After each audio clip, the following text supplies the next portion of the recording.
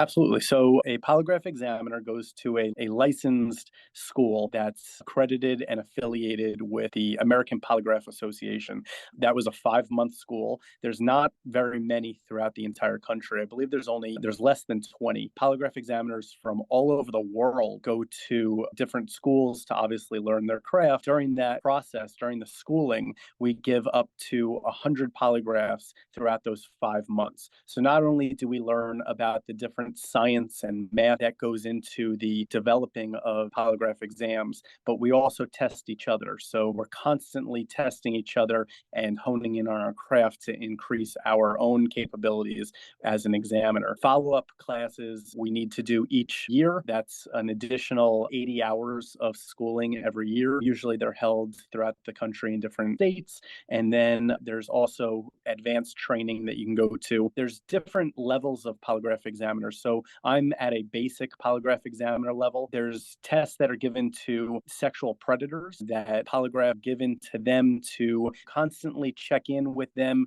to see if they are still attracted to children or adolescents. And so those polygraphs are given to suspects or convicts or criminals that have been convicted of sexual assault on minors or children.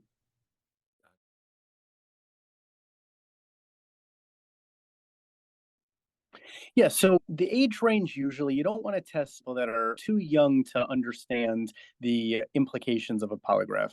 So we like to test ideally we would like to test people between 14 and adulthood. However, tests have been given to 8-year-olds that have witnessed crimes, to 10-year-olds that have been victims themselves of things that they're accusing others of. So it's not ideal to test too young. You want them to understand the severity of the questions being asked, but you can definitely test anybody that's in good health and mental health condition.